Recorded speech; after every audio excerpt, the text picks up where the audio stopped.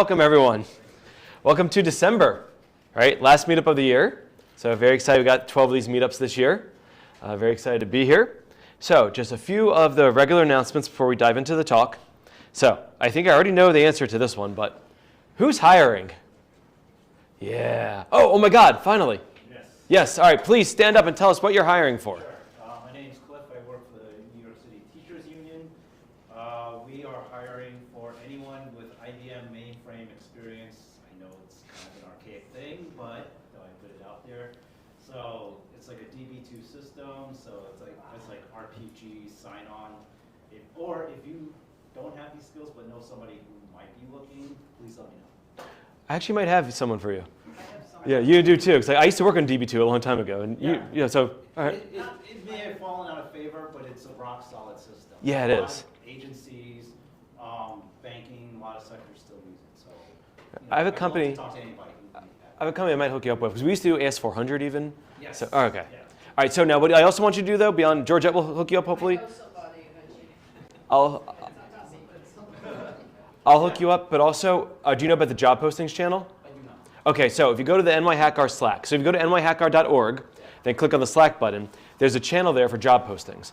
Post the channel there because there's only so many people in the room, only so many people watching on YouTube, but in the Slack is everybody who's not watching YouTube and not in the room right now. So go there, create an account, and it's a free account obviously, and then post it on there. Yes, absolutely. We're hiring two. Oh my God, 2 for 1, man, it's like the old days. Not my team, but I'm at Formation Bio. It's an AI native startup, and the data science team is hiring senior data scientists. So anyone doing like AI ML models for biomarker, like response prediction. Okay, and what's the name of the company again? Formation Bio. Formation Bio. Slack. You put it in Slack already? I will. Are you going to put it on the Slack job postings channel? Great. Look at this. We went all those months about a job opening. It's almost like back in the day when people there'd be like 7 companies trying to hire at one time. So that's great. So thank you, the 2 of you. Post it in Slack. And also, if anyone's watching on YouTube and you didn't hear that, that's the New York City Teachers Union and Formation Bio. Go on our Slack to find the job postings. Get more details there. Great. And there was a job posted recently. I think Eric Long, who's not here today, he posted a job recently. So check that out too. All right. Next up, the pizza. Today it comes from La Cita Pizza. I think I'm pronouncing that correctly. So you know what to do. Everyone pull out your phones. You need to get a slice. But everyone else pull out your phones and go to bit.ly/pizza poll and let us know how the pizza is. It's a 5-point scale. We've been collecting data for over 10 years. Let us know how it is. I see a bunch of you not taking out your phones. If you ate pizza, vote. Go ahead. If you didn't eat pizza, I get it. You're excused. But if you ate, and go for it. Go vote. I'll give everyone a moment to do that in the room. And folks watching live on YouTube, let us know what you're eating. Vikram, I'm assuming you're out there watching. Tell us what you're eating. Anyone else? Let us know. If you're watching this on a delay, then still go in the comments and tell us what you're eating on a delay. That might be kind of fun. We will check the comments eventually. So everyone go vote. And again, if you want to see the data at nyhackr.org, you click on the More tab. There's actually a live JavaScript bar chart of all the data, so you can check that out. It's really a lot of fun. So speaking of Slack, people in the room, you could easily ask questions of our speaker when it's appropriate time for questions. If you're not in the room, if you're watching this live, please go into our Slack to the monthly meetup chat and ask the questions there. I will collate the questions and ask our speaker the questions during question time. If you're not in our Slack, but you're watching this and you want to comment on YouTube, you could try it there too. I'll monitor both the YouTube chat and I'll monitor the Slack. So chime in if you have questions. This is the last meetup of the month. Everyone, Happy New Year. Yeah, Happy New Year. We're all excited for the new year, I guess, right? January, we already have the speaker lined up. Not the date yet, but the speaker, we have the date. We're not telling you the date yet. All right. All right, what? Okay. All right, so the speaker in late January, sometime in the 20s, the 27th of January, will be Bill Gold. He's spoken a bunch of times. His talk is going to be about vibe coding, how he built an app to find yoga classes and pickleball courts. So the nice thing is a thing that he wanted to solve. Then in February, we have George Parrott, who helps us get this room, giving a talk about how LLMs do not work for coding. So it's very nice we have those back to back. So Bill's going to espouse the benefits of vibe coding. George is going to try to take a crap on it, and we'll see who wins. I think in March we should have them compete head to head. That'd be a fun talk. All right, we'll think about that one time. So that'd be February. And also George is not here right now, but he'll probably watch this on YouTube. Everyone, I really want to thank George for getting us the space month after month and hooking us up. So thank NYU for providing this, but George is like the catalyst there who really makes everything happen. So I guess round of applause for everyone who watches this. Thank you, George.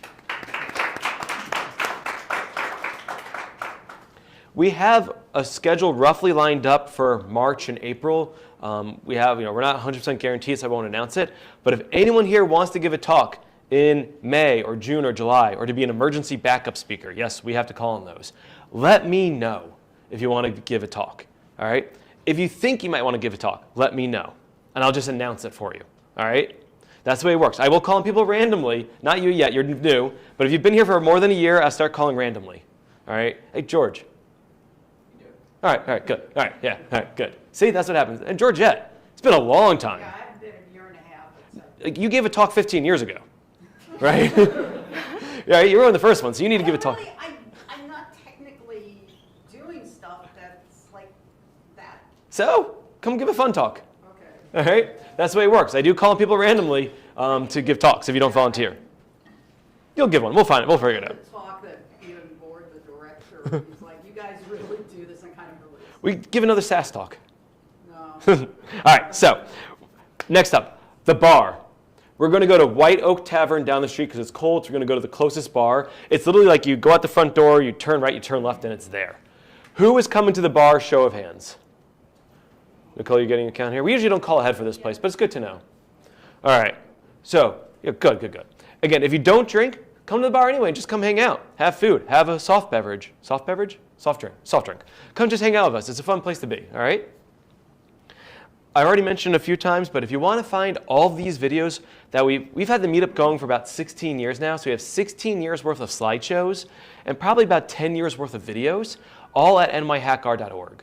So if you go to nyhackr.org and click on, it's either past talks or the more button, I forget the button it is, but go there and we have this rich history of both videos and slideshows for you to find, including Georgette's talk comparing SAS to R to another language. It was like a dictionary talk. We have these things going back 16 years. So everyone go to nyhackr and just join in and look at all this great knowledge we have stored. We also have a bunch of great knowledge stored at dataconf.ai. That's the conference that grew out of this meetup. We have about 11 years worth of videos for the New York conference and 7 years of videos for the government conference. So go there. It's all available. Check them out. You can also find them on our YouTube channel. I guess if you go to the past talks button, it'll take you to the YouTube channel. That's where everything is saved. And of course, the NYHackR Slack if you want to talk to people, post jobs, or just chat about the meetup. So I think I covered. We have January, Bill Gold. We have February, George Parrott. We're going to White Oak Tavern. And we all voted on the pizza. All right, with that, I'm very excited to introduce a repeat conference speaker. Repeat meetup? Is this the first time at the meetup? It's the second time. Second time at the meetup, multiple conference speaker, giving what I'm really excited about, a talk about predicting chronic diseases. Well, that sounded really weird, but excited about chronic diseases. But I'm excited about the talk. So everyone please welcome Ipek.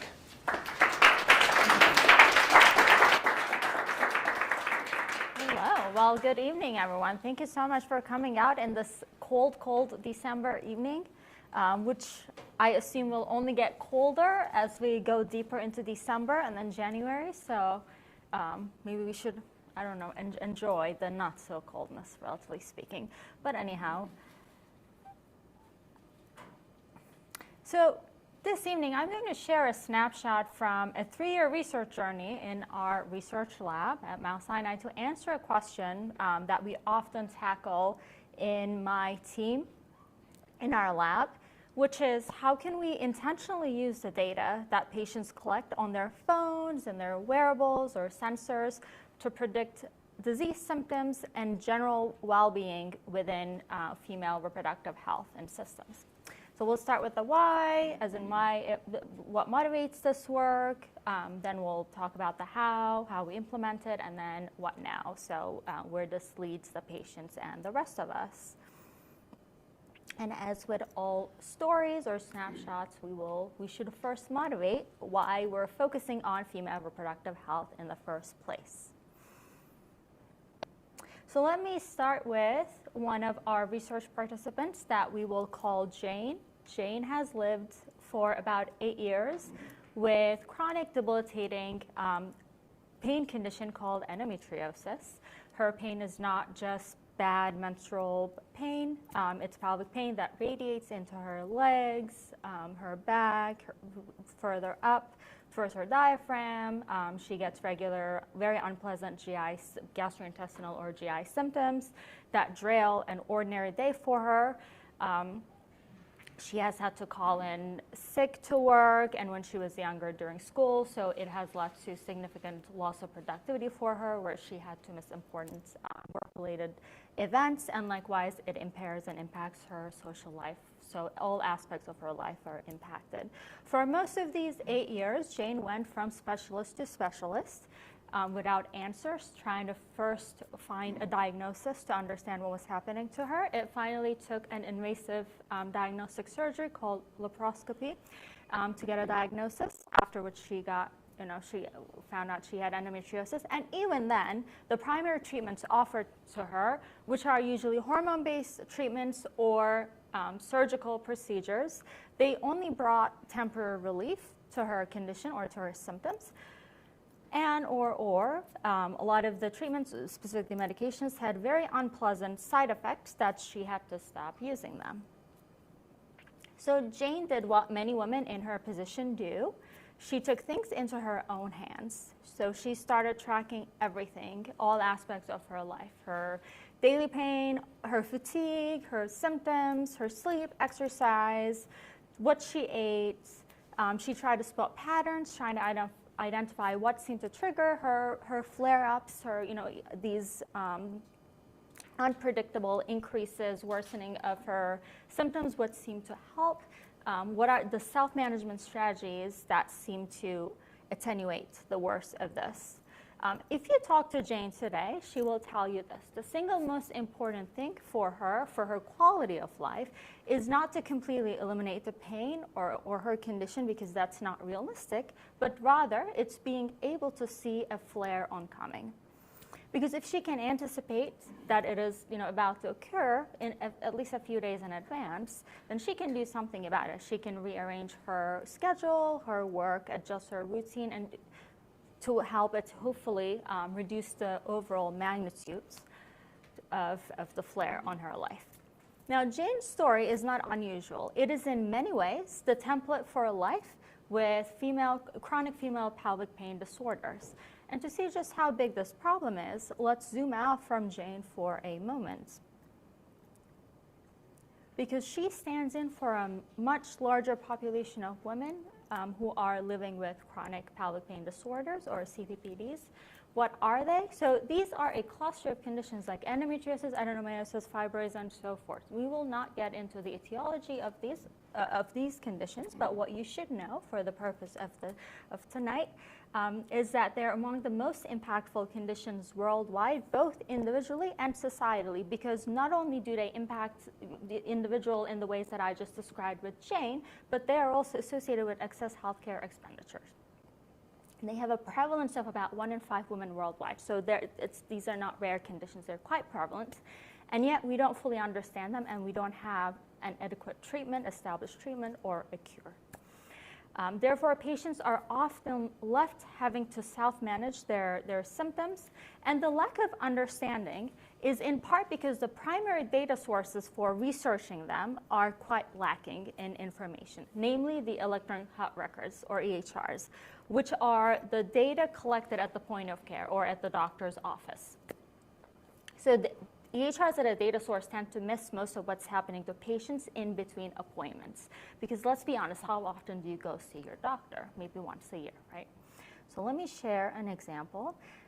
For example, endometriosis, which makes up the largest proportion of this cluster of conditions, about one third, is significantly underestimated if you look in the EHRs. Now, as a reference, the literature estimate, based on literature, the estimate of prevalence of endometriosis is 1 in 10 women worldwide. Whereas if you look at this was a study that we conducted a few years ago, comparing its prevalence in the EHR, and what we got was about 3.4% if you look at the ICD, the codes.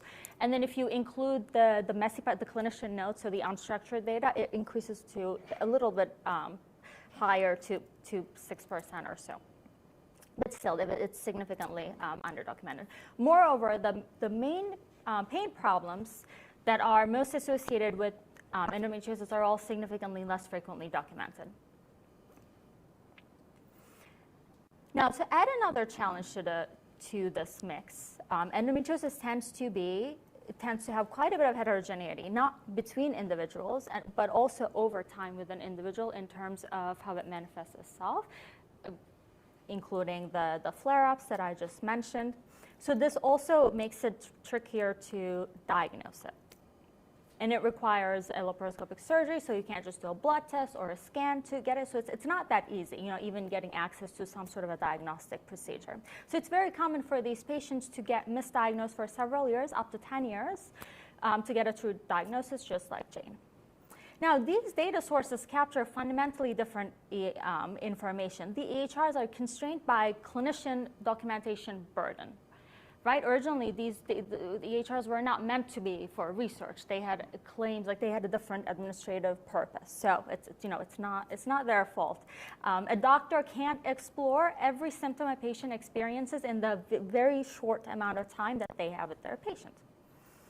And so some say this is an epidemiological problem. I say it's our opportunity.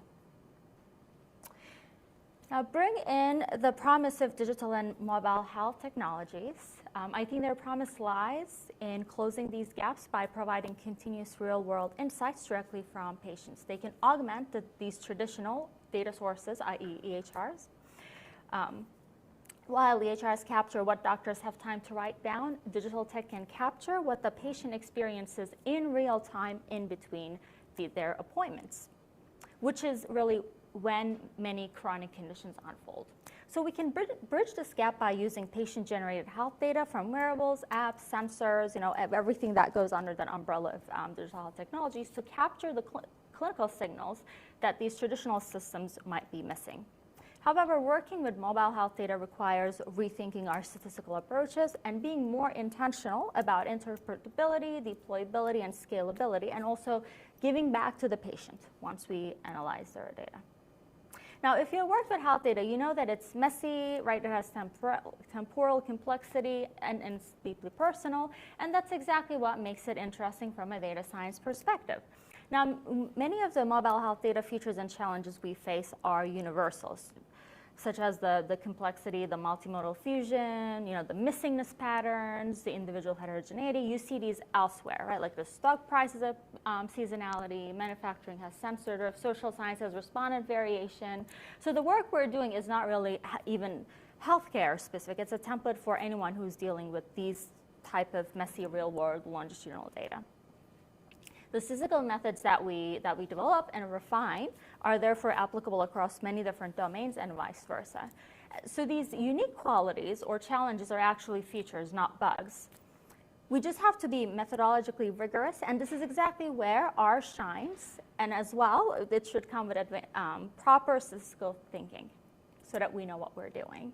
Because we now live in a time where we have abundance of such data. So the rate limiting step is not the lack of it. Because women like Jane are already generating very rich health data through the ways they monitor and document their health. They're producing data that live outside the margins of the traditional biomedical data systems. So her story doesn't have to be as common as it is. The question is no longer do we have enough data, but rather are we listening to what these patients are trying to tell us? The infrastructure to listen, so the technology, the data streams, the methods, they're all within reach, but we want to bring them in to augment what we already have. And what if we use more intentional methods to find patterns that they can't see on their own and make them available to these individuals? So this is the beginning of what I call the data-powered patient. And this framework is what we will use to address our problem. So going back to our problem at hand tonight, remember that one of the cardinal features of chronic pelvic pain disorders is the unpredictable symptom flares, i.e. the exacerbation of pain and non-pain symptoms, including the GI and the genitourinary symptoms. The management of these symptoms remains challenging due to a variety of reasons that I alluded to, one of them being the lack of established markers that are easy to assess and interpret. right? So there are no blood tests or maybe like an imaging-based predictor that we have for many other conditions to be able to predict or see these unpredictable flares.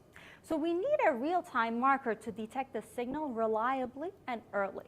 Because if it's before, if we can do it before, then there's window to intervene. But if we do it after, we're just documenting what already happened, right? It's reactive. So this way we move from reactive medicine, treating flares after they occur, to predictive medicine, warning patients in time to prepare or prevent. Now that we have established our goal, what should we actually use to measure flares? And we need to, at this point, we need to ask a few things. So we need to decide what changes before a flare, what is something that is accessible, scalable, and at least somewhat intuitive, right? So we need to be realistic here. Now, one such marker is heart rate variability. Why? Because it has shown promise as a digital biomarker for other similar chronic conditions that include pain and inflammation, right? Even though it still remains exploratory, it's not something that is routinely used in clinical setting as a sort of a predictive marker. Now, the biological intuition here frames CPP as fundamentally a nervous system disorder. Chronic pain puts the body in a state of high allostatic load, which is the wear and tear from chronic stress, and this shifts the autonomic system, or ANS, or sympathetic dominance, which is fight or flight, and withdraws the parasympathetic, which is the rest and digest, right? So this HRV measures how flexible your ANS is. Think of it as a shock absorber. So when the HRV is high, your ANS has capacity to respond to stressors.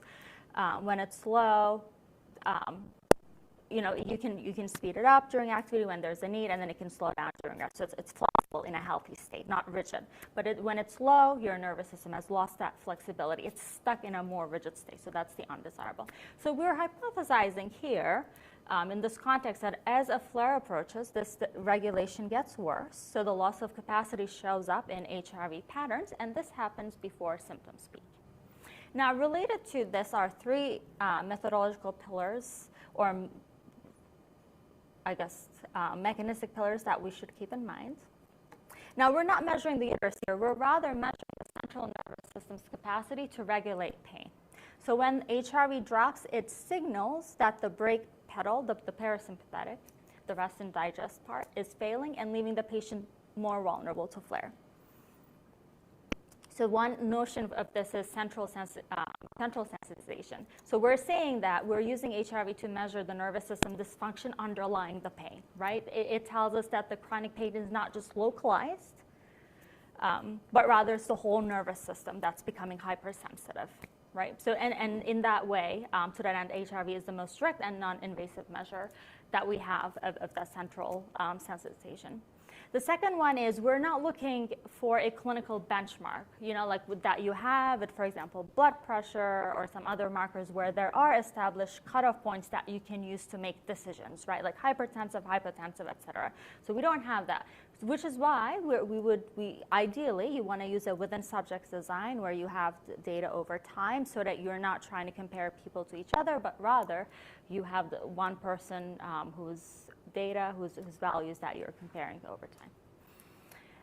And we are detecting any sort of changes, speaking of that temporal, those trends with an individual. We're trying to see if there are robust biological signals of impending crisis, right? So we are particularly interested in that variability over time. Again, we're treating it as an ideal feature, not a bug or an error, so that if there is a flattening, the rigidity, then maybe it's a distinct marker of a system losing its flexibility. So okay,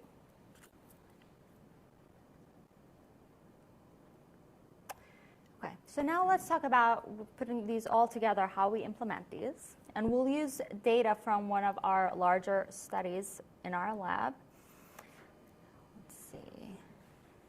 Now, CPP Tracker is a longitudinal, fully remote mobile health study that we started in 2022 that was funded by NIH-funded. For the purpose of this analysis, we have 190 women with a clinical diagnosis of a chronic pelvic pain disorder. Most of them have endometriosis, there's some adenomyosis, fibroids, interstitial cystitis, et cetera, who provided 90 days of daily symptom data and then hourly continuous HRV data. How did they provide these? Participants used our in-house developed research app called eHive, built by our engineering team. So shout out to our DP team who works on these day and night. Specifically, participants answer daily questions on their pain. So did you experience any pain today? Where the location of the pain? How intense was the pain? And then similarly for other symptoms, do you have any GI symptoms? How intense is the pain? So all of these. So we drive a primary outcome as a composite flare score based on these questions. Now for HRV, we use Fitbit devices that we gave to all the participants, so it's the same device for everyone. The protocol for use is exactly the same when they're onboarded. Everyone is given the same instructions. You know, we monitor use, adherence, and everything. We troubleshoot as needed, so we're overseeing the data. So this is not it's not like secondary. We know what's happening to the data, if there are any missingness and so forth. And the Fitbit, of course, I'm sure everyone knows, it also collects things like sleep, resting heart rate, step counts, et cetera. Right?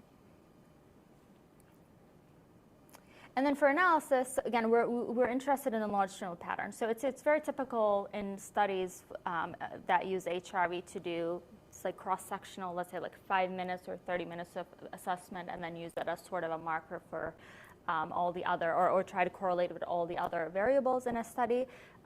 Here we're not doing it, they take the average of however long that they measured us, which is not what we're doing here, so which I'll get to. Okay, so our two novel components, speaking of the inputs and the outputs. So we calculate a daily flare score from the eHive app. It's not just did you have pain, which is what's typically done. You know, they ask like, do you have pain? If so, how intense? And I'm sure a lot of you have seen the VAS. It's like 0 to 10. How much pain do you have? There's like a crying face, happy face, right? So if you ask these patients, they will tell you that those VAS scales don't really capture my pain because I have pain in multiple places. The pain feels different in different areas, and the intensity is different. And also, how do I know which pain is related to my disease versus, oh, I slept funny last night, so I have, you know, my leg hurts or something. So we create, a while back, out of necessity, I developed this heuristic composite pain score. It worked quite well in statistical modeling, and we've actually published on it using it. It works really well, and it does a better job, instead of the binary yes, no, it does a better job of mirroring how the patients actually experience their flare. So it's not just a single symptom, but it's a constellation of symptoms at varying intensities. It basically integrates all the different areas that they report at each time point, in this case, each day, multiplies it by the intensity, and then we do it because we also want to take in other disease-related symptoms, which GI and GU are the top as well. We also include those, so it has, you know, multiple variables, and each gets weighed, as I said, by the intensity. So this captures the severity, not just the presence or absence. And then, so a patient with mild pain in one location scores lower than severe pain in, let's say, like 3 locations plus GI symptoms, right?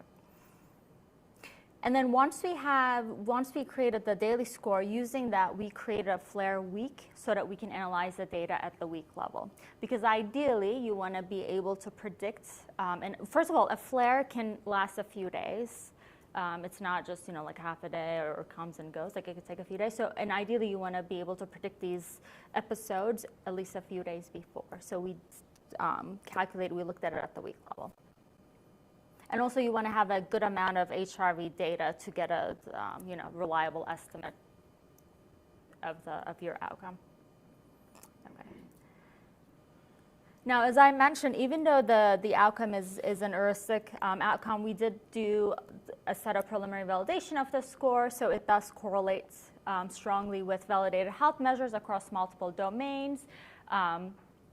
Such as other symptom scores, as well as things like physical function, psychological function. Which ones did I include? Like sleep disturbance, quality of life. So it does, you know, it is this internally consistent measure. So I didn't, like, it's not just a made up score. It works. Okay. Now this is the output. What about the input? And this brings us to the second novel methodological component. Now your heart rate isn't random throughout the day. It follows a rhythm. It peaks at certain times, cycles around, an average baseline, for example. So we need a mathematical model that accommodates this circular periodic nature instead of treating each hour as independent. And also we don't want to collapse and aggregate and take a mean because we might be losing potentially useful information as we are trying to estimate and model what's happening to these individuals.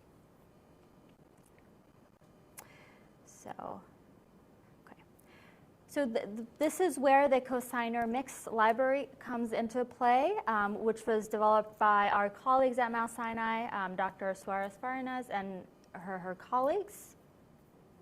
So what it does is this model fits a cosine curve, a smooth sinusoidal wave, to the hourly HRV data. And from this curve, you can extract 3 meaningful biological parameters. So the first one is the mesor. That's the midline estimating statistic of the rhythm, which is basically the average, the midline. So as you can see in the center line, right? Second one is the amplitude. So this tells you how much your measurements swing above and below that average mesor during a cycle. And then there's the acrophase. And that's the timing of the peak. So that's the x-axis, right? Like how much it shifts in either way. So it's the point in the cycle when your measurement hits the highest value. Now this is the cosinor part, but as you have noticed, I'm sure that the package is called cosinor mixed, not just cosinor. And if you are familiar with, let's say, the LME4 and other Elmer packages, you are probably familiar with this package. So why do we need the mixed parts? Well, because Jane is not Mary. We're not just interested in the average circadian pattern across everyone. We need to understand how individual patterns change over time, because ideally we want to deploy whatever we find and give it to each person so that they can use it to improve their health or to maintain, manage their disease, whatever they need to do. So this is what the cosinor mix handles very well. It lets us quantify exactly how much they change across the 24 hours and over the 7-day period. Now, for those who are not familiar with the general, mixed methods, it basically allows us to estimate individual baselines. So in this case, we have the population average mesor, the midline, and then so we were able to look at how much each person deviates from that average. So it captures that as the random effects. It allows us to look at the temporal change. So I can put in multiple data points, multiple days of data per person, so it understands that clustering, the nested structure of the data. And then I can look at change over time as well. And then, of course, it also allows us to input covariates and interactions, which is really nice, right? If I wanted to, let's say, ask, does menstrual status impact the mesor or the amplitude in terms of, whether or not we can predict a flare? How does sleep come into play? And then the other quality is that the nonlinearity. So since these 3 parameters are nonlinear transformations of the underlying structure, it can also get at those as well. So it's nice. Now, what does this model do with these parameters to estimate the HRV?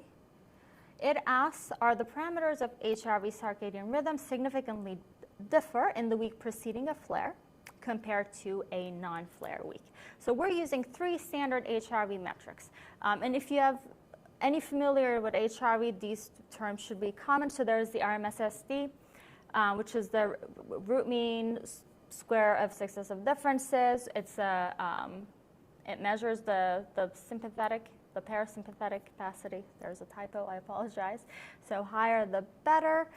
So we could potentially hypothesize that before a flare that it will decrease, right? Because there's some sort of a dysregulation, maybe.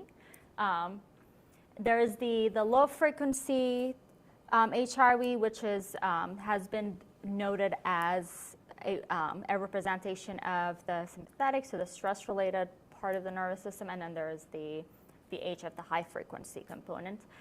which is supposed to represent the parasympathetic, or the calming part of the nervous system. And then there's the more controversial LF to HF ratio, which is supposed to tell you, are you balanced or are you more in a sympathetic dominant phase. Now, before a flare, if we were to hypothesize, this ratio should increase, meaning stress response dominates.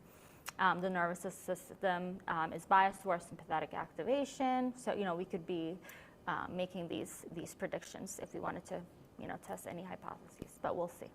Because we're not doing what typical studies do, where they just directly measure these as an aggregate. Rather, we're going to use those 3 parameters that I just talked about to get at these. So we're looking at the overall trend. Now let's look at the data prep and analytic flow. So this is the overview of the methodology. We have 109 participants, and in our analysis we had a total of more than 300,000 observations, so days of data that we use. So it's about 14 weeks of data per person. We divide it's about 90 days per person. For each person, each week we extract the circadian pattern, fitting the cosine curve to the hourly HRV, and from the curve we calculate the HRV parameters described earlier. So really the hypothesis that we're testing, since this is null and we don't have prior studies to base our hypothesis on, rather instead of making a directional hypothesis, we can say, will the fundamental characteristics of the HRV circadian rhythm different during the week before a flare compared to a non-flare week, right? And then we include the typical covariates, including age, BMI, which is body mass index, daily activity, because that could also influence HRV, sleep, and then menstrual cycle status. Now, speaking of covariates, here is what the sample characteristics look like for our analytic sample. Now, our sample is majority college-educated, employed, but mostly in relationships. And this reflects both the research setting and the research setting of the study. So in some ways, it is homogeneous. It was limited to people of, reproductive age. So of course, they're on the younger side. Okay. Now, with that said, we do have a nice mix of race and ethnicity. So they're usually healthy in terms of coffee and, yeah, so not many smokers, not a lot of alcohol consumption. Okay, so results. So first, we're looking at the results for the RMSSD. Now, so remember, the coefficient so the figure on the left, that's basically what we're looking at, and the point estimates are in the table on the right. I only included the significant ones. Otherwise, the output you get from these models is this really giant long table. So if you don't see any other interaction or any of the other variables, assume that they were not significant. Also, the peak, if you're eager to match the values on the figure to the estimates, like if you're doing the math and additions, they won't be exact, because the way this package makes these figures is it bootstraps and then it takes a representative patient, because otherwise it looks crazy trying to plot data from everyone. So that's why the numbers are not exact, but the pattern, the trend will be the same. Okay. So remember that the flare mesor, so that's the central line that tells us how much the 24-hour average HRV shifts in the week before a flare. In this case, what we're seeing is that it increases slightly. The RMSSD was a little bit lower, and that there was a significant interaction with amplitude. Okay, so there is a little bit of a flattening. And there's a little bit of a shift, right? And then, of course, as you would expect, there were some of the covariates were significant, like the menstrual cycle, the sleep efficiency, right? So those are somewhat expected.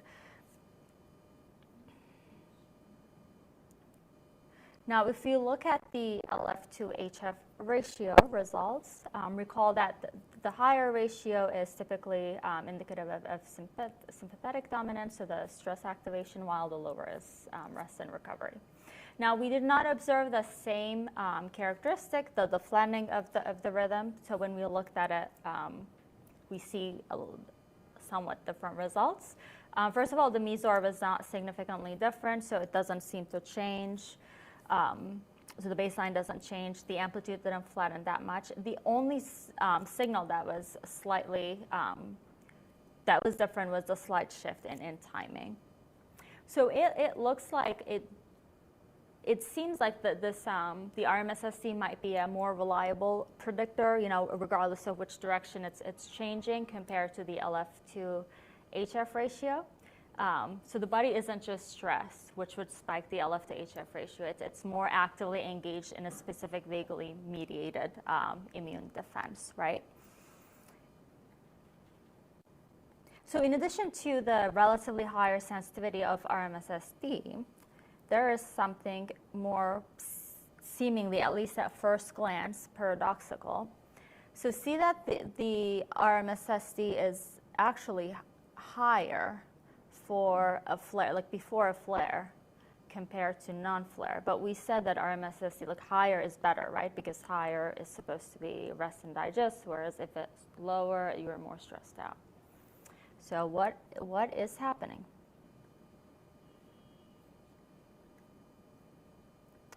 Well, so here's our theory. This might actually be, there is some information in the literature on this. The average baseline, this increase, even though it seems counterintuitive, but if you look at the rhythm, the amplitude is significantly flattened. So this paradoxical pattern aligns with two well-established biological mechanisms. The cholinergic anti-inflammatory pathway and the sickness behavior, if you wanted to use the fancy names. So this is what we believe what's happening is that when the body detects early, even subclinical inflammation, which is like the biochemical start of a flare in our case, it triggers a compensatory vagal response. So the vagus nerve surges to parasympathetic. So it's trying to dampen this inflammation, right? Like it's sensing that this flare is coming, so it's trying to do something. Which might explain the higher tone, i.e. the increased MESOR. So there is this like supposedly protective action happening. Simultaneously, the immune system signals the brain to conserve energy, which then triggers what has been called in the literature the conservation withdrawal state, where the patient, hunkers down unconsciously, not without really being aware of it. However, sustaining this level, so they're in an alert state, but sustaining this high alert defense state comes at a metabolic cost. And to prioritize this internal battle, the nervous system has to withdraw resources from normal daily activities or other adaptations in the body. So it stops responding to the day-night cues and enters a static state. So this healthy, generally expected night-day oscillation, it no longer happens. It becomes more rigid, right? And this suggests that RMSSD maybe isn't just a marker of stress, but maybe a dynamic marker of the body's active defense system. So if you just looked at the daily averages, we might think that the patient is recovering. But by modeling the rhythm, so by looking at the whole pattern over a longer period, we see that this is in fact showing a system that is stagnant and losing resilience. And this is why cosinor mix is the right model to use in this case. And it reveals a lot more information than if you were to just aggregate. So what do all these findings mean?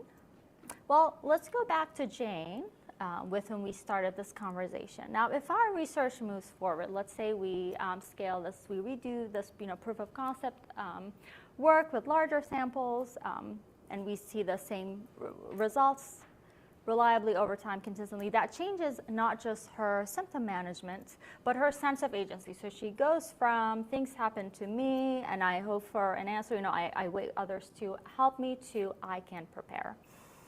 That transition is really what shifts from reactive to predictive. It's not just about fever flares, but it's about Jane reclaiming agency over her own health. So the core shift here is that the patient is partnering with their provider to act on their data insights. That's data-powered patient, right, that we referred to earlier. So if our models can reliably identify early warning signs, then the patients can act, they can adjust their behaviors, they can seek interventions, they can prepare as they need. And so that they can turn this unpredictability, which they have to live with, which is very disconcerting for these individuals, into something more manageable, into control. And that's what we're hoping to build towards. And notably, we accomplish this through transparent research practices. So the patients in the study and all of our studies, they own their data. We have continuous complete IRB oversight, which is, some of you might be familiar, the Human Subject Research Ethics Board. So any change, any additional data we need to seek explicit consent from both the ethics board and then from the individual, which is unlike many companies, the femtech, health tech, whatever companies who use their customers' data. So it's a very different context or a different set of constraints under which we're working with. So those are some of the, and of course it's low burden, relatively speaking, and it's a relatively short duration. So we don't need like a lifetime of data to be able to get these good enough estimates. So what is next? Research doesn't automatically, of course, equal real-world impact. So for this vision to work, we should have, we need models that are not just accurate, but also interpretable and deployable without significant specialist expertise and low burden. Otherwise, they won't be sustained. So this real-world thinking matters for scale, and scaling to thousands of patients requires different thinking. For example, can patients get predictions without specialist visits? Can clinicians actually act on them without special training or even act on them, period? Can we do this without massive new burden? So for this data-powered vision, the answer to all these must be yes. So as we think about things like precision medicine and future of women's health and beyond, these lessons really point to this direction of towards patients who are informed, they're agentic, so they're co-creators of their health, because we know that being more involved, being more engaged, and feeling more in control does lead to better health outcomes overall across most diseases that have been studied. So that's really the vision. So and the bottleneck isn't the data. It's really the analytical sophistication and the clinical implementation and doing it in a sustainable way so that there's actually uptake and adoption. And I think both are solvable. Okay. And finally, why should we care about all this now? Well, some of these conditions that we discussed today, like endometriosis, adenomyosis, fibroids, they account for 1/3 of all women's health burden globally. They affect hundreds of millions of women. They're among the top reason for hospitalization and productivity loss. And yet they receive less than 1% of all research funding in the past 6 years globally. So it's timely in terms of urgency and also opportunity, because we have the infrastructure and resources to address these challenges in a sustainable way. So let me leave you with 3 key takeaways. First is broader impact. So the same pattern applies to numerous other conditions. So even if you're not interested in women's health, you can apply this framework to other diseases, markers, and outcomes, especially those that have similar chronic symptomology. And this is great news because patients and clinicians have often been frustrated by vendor-created digital health solutions, which make these internally or co-developed tools a lot more desirable and important to focus on. Second is accessibility. You don't need expensive biomarkers or specialized wearables. Many users already have these tools. They already own devices. They're interested, in tracking their health, looking for answers. They just want to be better informed and to have higher agency in their care. And these things increase adoption by the patients and clinicians alike. So we have the data and the infrastructure. So then what is the glue, which brings me to my third point, the best model isn't the fanciest algorithm. It's the one that respects the nature and the requirements of your data,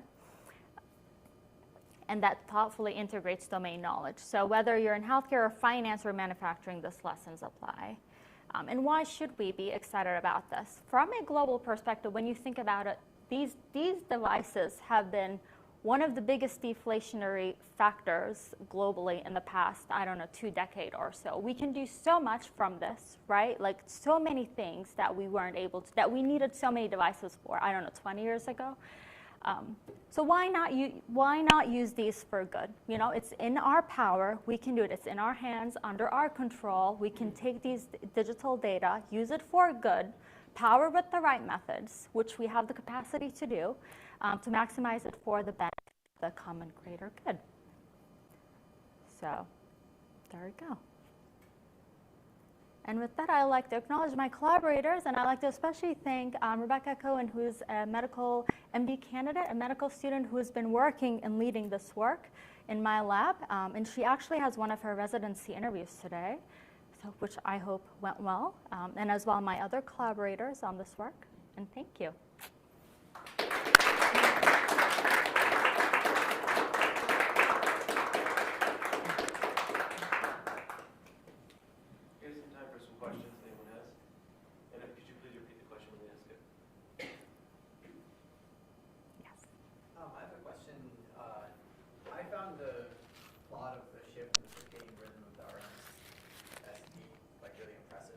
But I was wondering how much, maybe you said it and I missed it, like how much variability is there like day to day in what that rhythm looks like in a person? Like, is it like a lot, like where one day you might be like 2 hours ahead or behind?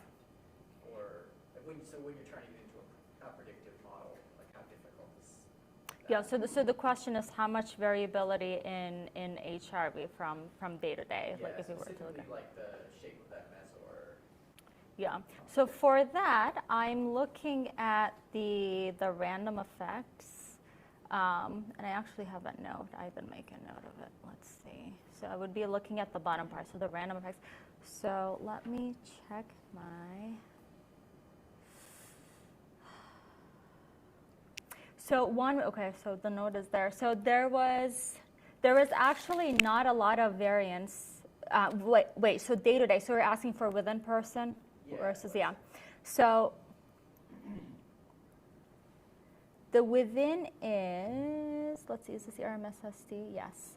So there is within person. So there is less within, more between for RMSSD. So it doesn't, for a given individual, it doesn't vary as much.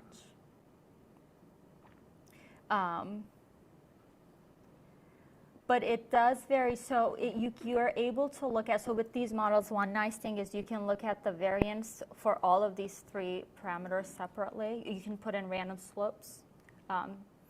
And what we've had was, so the note I have for that is that the within person variance for, so like the time shift, that was significant. So like the timing does seem to vary, but the other 2 are somewhat consistent. For the LFHF, it was a little bit more muddied, if you will. So there was more variability, but I don't think it's, I think there are other things going on with there. So I wouldn't be very confident saying like, oh, it drastically varies. And then as we saw, the mesoid don't vary in that one anyway. So is that the, no. I have the exact same thing. I don't know why I'm looking at that one. Yeah. Yeah, go ahead. We're very closely related. So do you know what would be the false positive rate or the false negative rate if you were to turn this on and then would just start using? So false positive, as in like it tells you you're about to have a flare, but in fact you're not having a flare.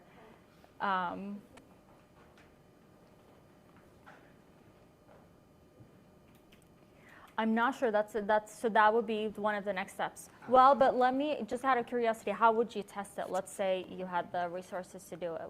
What do you think would be the first step? I guess you'd have to rerun like another study, and you need to have people actually, number one, generate the predictions and then So I think, or I guess like it could be done. So we have more patients as like a subset of the entire, grand study sample. Do you think we could do? I'm kind of thinking out loud, but I guess a way of doing it would be if we wanted to do it within person, because that's essentially ultimately what we're interested in. You can do like the train tests, like splitting. Yeah, you could maybe, okay, yeah, sure, as long as you separated it to a training. So we did it not with this final at this stage, but we did it at some point because we were trying to look at some other like consistency over time and other measures. It looks consistent. It's about this much. Like it's never going to be 100%. Like we get everything. Yeah, but yeah. If it's only 60%, then it might not really be that useful. Yes. Along those lines, Yeah. what clinical variables did you collect, like, that you could, like, correlate it with, or did you look at any of that? Like pain or? So yeah, so the flare score is all like so that's the pain and that's the outcome. So when I say flare, it's the GI and the pain, and all that outcome is correlated against other things. Use that to do, like, false. Yeah. So that's what I'm saying. So you could do like a trained test split, and then so that would still be the same outcome, and then you could do yes. So this is basically a functional input into a logistic regression because you have a 0-1 response, and Yes. So we did convert because we want to get into essentially a model that is able to say, okay, you're about to have a flare, or you're not having a flare. So we converted into a binary of yes, no. So it's within a person. For each person, we said if their flare is over their average, so their baseline. For each person, we got a baseline. Yeah. So it's over their baseline for a given week from their like typical symptomatic profile. That would be a flare score. And the nice thing is that that's flexible, so you can actually vary that. Like if you wanted to change that, increase or lower that threshold as needed, So you could do it. But is it going through a logistic model, or is it a different type of model that it's going through? Under the hood, yeah, you can do it that way. It's just like the cosinor mixed model. The way it works is because it's estimating the RMSSD and the LF. So the way you input, right, like you're thinking of the Almer, the function, right, like you have right. So it's the way, because of the way the variables that entered, the estimates are not interpreted as like log odds or odds ratios, but yes, that's the same idea. Yeah. Okay, so that's not. Yeah, because the flare score gets input into the predictor sign. Oh, okay. Yes. Yes. One of the motivations was the impact of flares on life events or like schedule and productivity. Were you able to explore the inverse relationship of like life events, like a busy week on flares? So you get. Okay, so the question is, did we look at the opposite? So does a busy week lead to flares? So would it be, are you thinking, so the TLDR is yes, we have, but I want to be careful because then you deviate a lot from, sound scientific method, and you're doing this like circular, well, if this doesn't predict, let's reverse it, and then, it turns into this like wild goose chase, and, yes, we have, and it does. I'll say unofficially, yes, that if they're having like a really, busy, if they're really exhausted, exhaustion seems to kind of increase the likelihood of a flare-up, is what I'll say. But in this case, I actually would not do it because then it becomes, like this cause and effect, like you're getting circular, and that's like a not very clean way of doing. Like that would be a different hypothesis, right? But yeah, good. Yes, next. Yeah, just to add to that, I was thinking insomnia as a precursor to flares, and if you kind of look at other factors beside So sleep does not seem to impact flares that much. I'm sure it contributes, but what we see, at least in our sample, in our data, it doesn't have like if you look at the point estimate, it doesn't end up being large enough.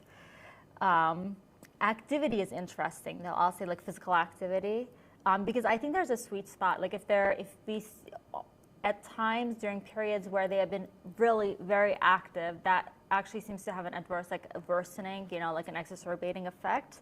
But you also see that in the very sedentary periods as well. So like inactivity is bad, really high, like extreme activity is seemingly not good, which is kind of what you were, your question was getting at. But the middle sweet spot is nice. So like that seems to give more signal. The point estimates are larger.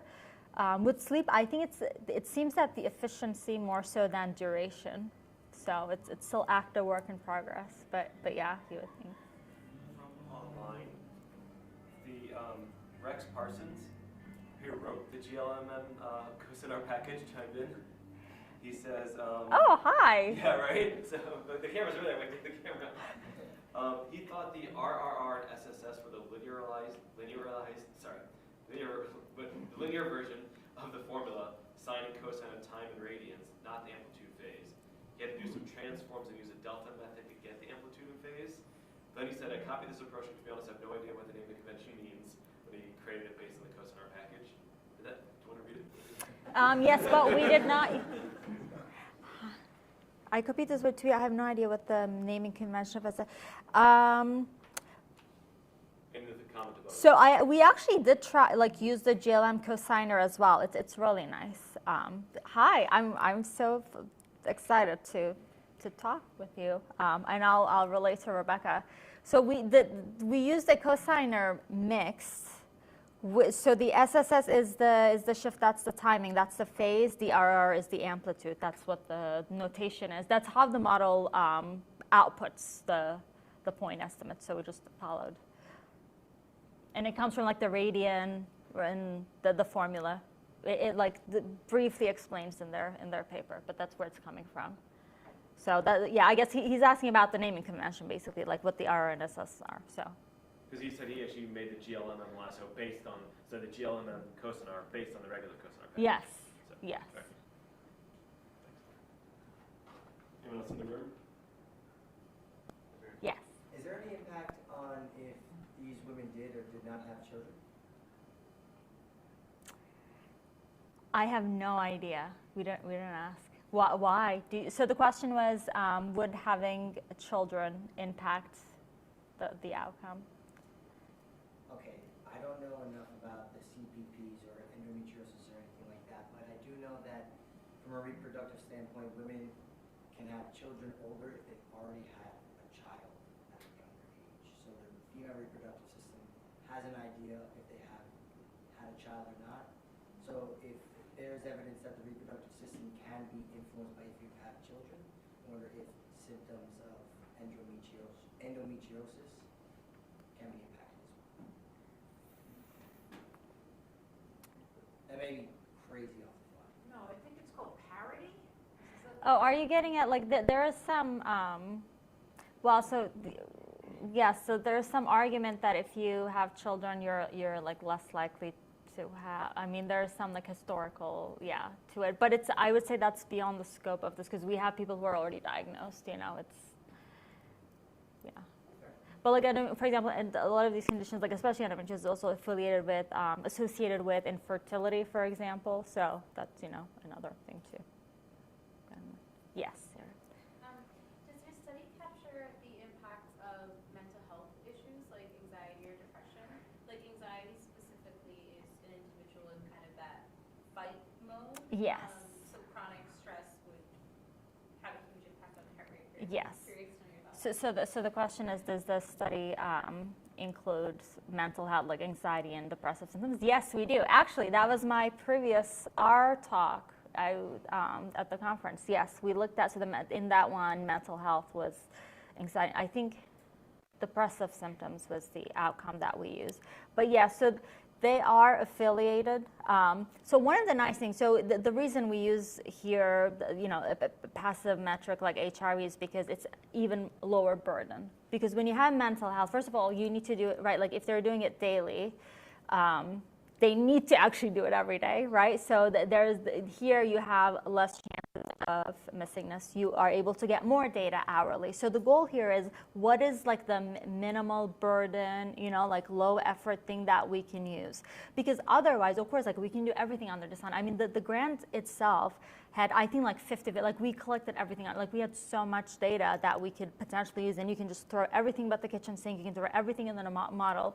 But those are, I mean, they look fancy in your script. They look great on slide, and you can say, yeah, we, controlled for all these 15, 20 things. But how many of them are actually translatable in a more applied setting is really the question. And also the mental health, like the validated mental health questionnaires, the ones that are used universally, like the Promise Mental Health, like one of the, those are not day-level measures. They're, I mean, at most, like at the most frequently, you can use them at the week level. Those questions don't ask how was your, like right? Like if you're familiar, it asks in the past week, in the past month. So based on those, your symptoms are not expected to change that frequently. So you would have to adjust your right, like the time window of your analysis accordingly. So those are some of the limitations. So you can adjust them to day level, like you can change the wording, but then you are moving away from the psychometrically validated version, and then you're creating new ones. We have those as well, but that would be like a different set of analysis. But yeah, so stay tuned. Yes. So there's a rolling 7-day window. Is that like, was the subsequent flare in that 7-day window? Was that how it was predicted? If like, so in this here, no, I just present like I did at the week level. You can do the rolling average. Okay. You can do it, but here I just did it was easier to, yeah. Like Monday to Sunday.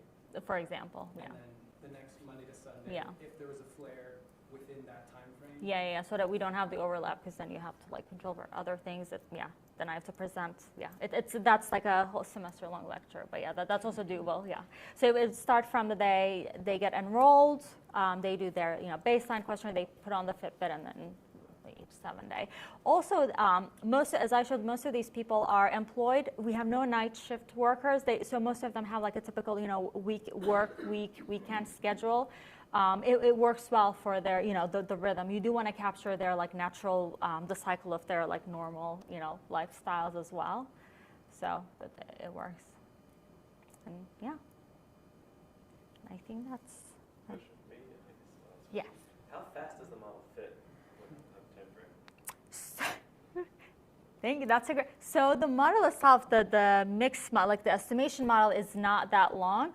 What takes forever is those figures, because it bootstraps. It took, I think, 7 hours for it to do the cosinor. Yeah, and I have a pretty decent, Mac. It's not that old, but yeah. And then once you do, it creates this like bootstrapped data frame. Then you run ggplot2 to do the plotting. So that was the long part.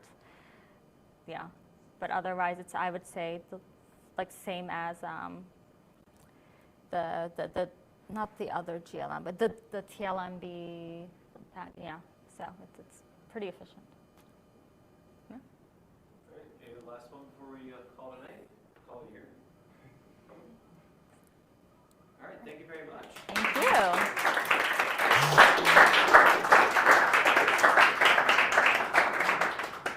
you. So folks, that's 2025. We'll see you in January for Bill Gold's talk. We'll see you in February for George Parrott's talk. We'll see you in March and April for the people who are not ready to announce yet. And we'll see you in May for whoever's going to volunteer. Remember, check out the website. You get all the videos from at least 10 years and the slideshow for 16 years. And make sure you're on the Slack so you can communicate with everybody. And if you're going to go to the bar, we're going to pack up and go to the bar. If you're not going to go to the bar, I'll see you next month. So thank you, everybody.